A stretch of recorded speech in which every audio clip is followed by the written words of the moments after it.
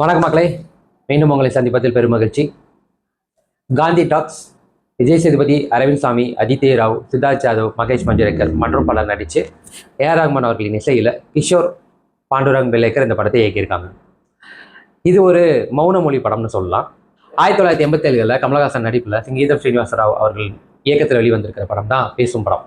அந்த படம் நல்ல வெற்றி அடைஞ்சது.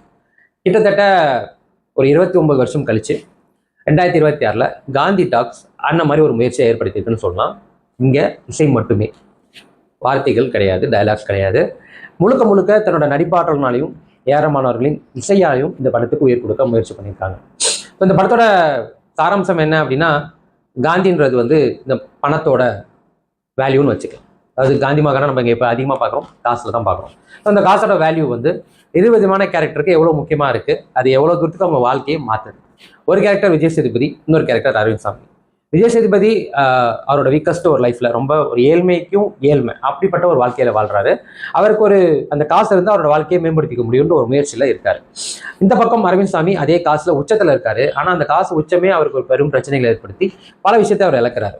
ஸோ அவர் அந்த காசுல இருந்து அந்த விஷயத்துலலாம் மீண்டு அவர் என்ன பண்றாரு, அவர் அதுல இருந்து மீண்டு வரதுக்கான முயற்சிகள் என்ன, இந்த பக்கம் விஜய் சேதுபதி தன் வாழ்க்கையை மேம்படுத்திக்க என்னெல்லாம் முயற்சி பண்றாரு அப்படின்றது தான் இந்த காந்தி டாக்ஸோட சாராம்சம். இது ரெண்டு பேரும் ஒரே இடத்துல கிளாஷ் ஆகும்போது என்ன மாதிரி ஒரு முடிவு வருது அப்படின்றது தான். இதை முழுக்க முழுக்க வசனமே இல்லாமல் வெறும் அவங்களோட உடல் மொழியாலும் உணர்வுபூர்வமாகவும் இசையால படம் பேசியிருக்கு. ஸோ எனக்கு இந்த படத்தில் முதல்ல பிடிச்ச விஷயம்னு சொல்றதுக்கு முன்னாடி நான் மறுபடியும் ஒரு வாட்டி உங்ககிட்ட ஞாபகப்படுத்துறேன். இது ஒரு மௌன மொழி படம். வெறும் இசையாலையும் அவங்களோட உடல் மொழியாலையும் மட்டுமே உங்ககிட்ட கதை சொல்லக்கூடிய ஒரு படம். இதில் வசனங்கள் கிடையாது. நீங்கள் இந்த படம் பார்க்க போறீங்கன்னா முழுக்க முழுக்க ஒரு பீஸ்ஃபுல் மைண்டாக இருக்கணும்னு நினைக்கிறீங்க, இறைச்சல் இல்லாமல் இருக்கணும்னு நினைக்கிறீங்க, இந்த மாதிரி ஒரு டிஃப்ரெண்ட்டான மூவி அட்டன் பண்ணி பார்க்கணும்னு ஆசைப்படுறீங்கன்னா இந்த படத்துக்கு போகலாம். ஆர்எல்ஸ் எனக்கு ஒரு ஜனரஞ்சகமான படம் வேணும்னு நினச்சிங்கன்னா போகாதீங்க. முக்கியமாக இந்த படத்துக்கு நைட் ஷோ போகாதீங்க. இதை நான் விமர்சனத்துக்கு முன்னாடியே நான் அதை பதிவு பண்ணணும்னு நினைக்கிறேன். அவ்வளோதான். எனக்கு இந்த படத்தில் என்ன ரொம்ப பிடிச்சிருந்தது அப்படின்னா, முதல்ல இந்த முயற்சியே பல வருஷத்துக்கு அப்புறம் இந்திய சினிமாவுக்கு ஒரு புது முயற்சியாக இருந்தது. ரொம்ப நல்லா இருந்தது. ஆரம்பத்தில் எனக்குமே கொஞ்சம் வசனங்கள்லாம் கேட்காம அப்படியே பார்த்து பழகிட்டு அது நம்மளுக்கு செட்டில் டவுன் ஆகிறதுக்கு கொஞ்சம் டைம் ஆச்சு. பட் அதுக்கப்புறம் ஒரு கவிதை மாதிரி இருந்தது முதல் பாதி. அந்த முதல் பாதி பிரமாதமாக இருந்தது. இந்த முயற்சிக்கு அப்புறம் எனக்கு பிடிச்ச விஷயம் அந்த முதல் பாதி.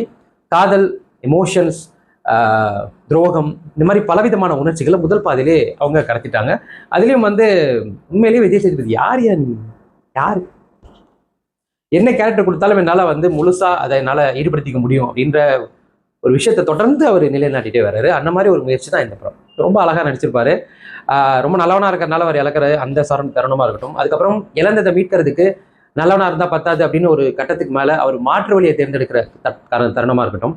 காதலி கூட அவர் சந்தோஷமாக இருக்கிற தருணம், மறுபடியும் காசு இல்லாத காரணத்தினால அந்த காதலி கைவிட்டு போகிற மாதிரி ஒரு சூழ்நிலை வரும்போது அவர் நடிக்கிற தருணம் பிரமாதம். அதுக்கடுத்து அரவிந்த் சாமி, இவருக்கு நிகர் இவர் அப்படின்ற மாதிரி ஒரு போட்டி போட்டு ஒரு நடிப்பு.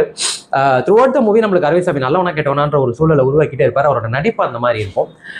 அவர் எல்லாரும் சேர்ந்து ஏமாத்துறதுனால அவர் என்ன மாதிரி ஒரு முடிவு எடுக்கிறாருன்ற ஒரு தருணங்கள்லாம் வரும். பிரமாதமாக இருந்தது. அதே மாதிரி அவருக்கு ரொம்ப நெருக்கமானவர்களை இறந்து ஒரு சமயத்தில் மறுபடியும் ஒரு இழப்பை அவர் சந்திக்கிறப்போ அவரோட அந்த கண்ணந்து வர கண்ணீர் நம்மளை அளவைக்கும். அந்த மாதிரி ஒரு நடிப்பு.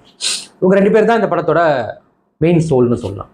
அண்ட் தென் மற்ற கதாபாத்திரங்கள், முக்கியமான கதாபாத்திரங்கள்லாம் அதுக்கப்புறம் ஒரு 3 கதாபாத்திரங்கள், அதித்ய ராவ், சித்தார்த் யாதவ் அண்ட் மகேஷ் மஞ்சுரேக்கர். இவங்க 3 பேர் தான். 3 பேருமே ஜஸ்டிஃபைடாக இருந்தது. அவங்களோட ரோல் ரொம்பவே பிரமாதமாக இருந்தது. ஸோ அந்த கேரக்டர்ஸ் எனக்கு ரொம்ப பிடிச்சிருந்தது.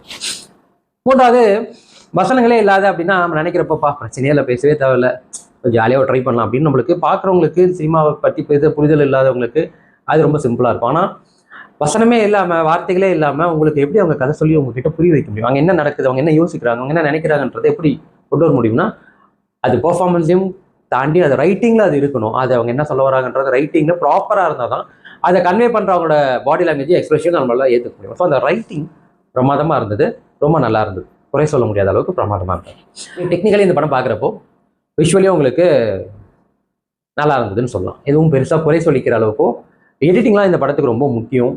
ஏன்னா சின்ன விஷயம் மிஸ்டேக் ஆச்சுன்னா கூட பெரிய ஒரு ட்ராபேக் ஆகிடும். ஏன்னா நம்மளுக்கு என்ன சொல்ல வராங்கன்றது கன்வே ஆகாது. ஸோ அந்த விதத்திலையும் பிரமாதப்படுத்தியிருந்தாங்க. அதே மாதிரி பாடல்கள், வசனங்களால் பேச முடியாத, கன்வே பண்ண முடியாத பசங்கள் கிடையாது. ஸோ அப்போ அது கன்வே பண்ணுறதுக்கு எப்படின்னா பாடல்கள், அந்த ரேடியோவில் வர பாடல்கள், அதெல்லாம் ரொம்ப நல்லா இருந்துச்சு. ஸோ கமிங் டு த பாடல்கள் அப்படின்னு வரும்போது, last but not the least அப்படின்னு நினைக்கிற மாதிரி இசை. இந்த படத்துக்கு ஏஆர் ரஹ்மானை தவிர வேறு யார் தான் இசை பண்ணியிருக்க முடியும் அப்படின்ற மாதிரி தான் இந்த படத்தோட இசை இருந்தது. உங்களுக்கு படம் வந்துட்டு போய் பார்க்கணும், எப்படி புரியும் அப்படின்ற எல்லாத்தையும் விட்டுட்டு நீங்கள் இந்த படத்தை கண்ணை மூடிட்டு நீங்கள் வெறும் அந்த மியூசிக்கை கேட்டாலே உங்களுக்குள்ள இது ஒரு விஷயம் வரும். அந்த அளவுக்கு இசை உயிர் கொடுத்துருக்கு. பாடல்களாக இருக்கட்டும், பின்னணி இசையாக இருக்கட்டும், எந்த எந்த விதமான தருணத்துக்கு எந்த மாதிரி ஒரு இசை, எந்த ஒரு இடத்துக்கு இசை வேண்டாம், அந்த அமைதி மட்டும்தான் இருக்கும். அருமையாக இருந்தது. ஒரு கவிதை மாதிரி நான் சொன்ன மாதிரி முதல் பாதியெல்லாம் ஒரு பெரும் கவிதையாக இருந்தது. ரொம்பவே பிரமாதமாக இருந்தது. இசை என்ன பண்ணும் அப்படின்றதுக்கான ஒரு புது முயற்சி தான். புது முயற்சியில் ஆல்ரெடி முயற்சி பண்ணது.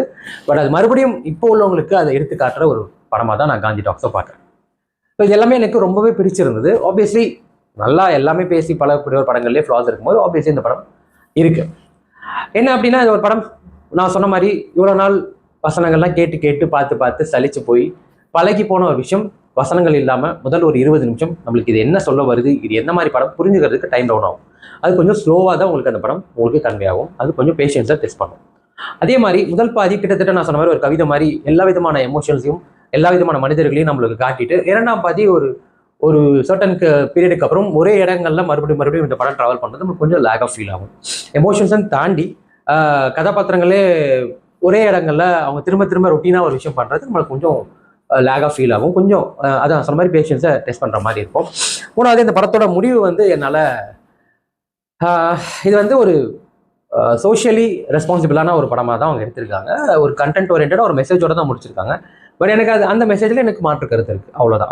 அது என்ன கருத்து, அது என்னோட அப்படி விட்டுறேன்.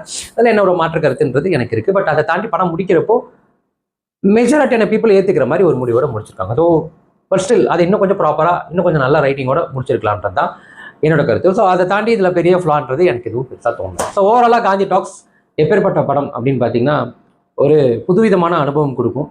சினிமாக்கே ஒரு புது முயற்சின்னு சொல்லலாம். அதாவது ஒரு டாக்ஸிக்காக போயிட்டு இருக்கிற படங்கள் இந்த கலாச்சாரத்தில் மென்மையான ஒரு ரீசைக்கிளிங், ரெஃப்ரெஷிங் அப்படின்ற மாதிரி கூட சொல்லலாம். ஒரு புது முயற்சி. இது எல்லாருக்கும் பிடிக்குமான்னு கேட்டிங்கன்னா டெஃபினட்டாக கேள்விக்குறி தான். ஆர்ட் மூவி பார்க்குறவங்களுக்கும் சினிமாவை கிராஃப்டாக பார்க்குறவங்களுக்கும் ஆத்மார்த்தமாக பார்க்குறவங்களுக்கும் தான் இந்த காந்தி டாக்ஸ் பேசும் படமாக இருக்கும்.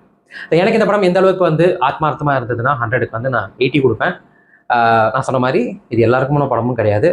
ஆனால் யாருக்கான படமோ அவங்களுக்கான சிறந்த படம்னு நான் நினைக்கிறேன். சாலத மக்களை மீண்டும் அடுத்த வாரம் வேற ஒரு நல்ல திரைப்படம், வேற நல்ல முயற்சி, வேற ஒரு நல்ல முன்னெடுத்து உங்களுக்கு சந்திக்கிறேன். இது நம்ம ஷோ.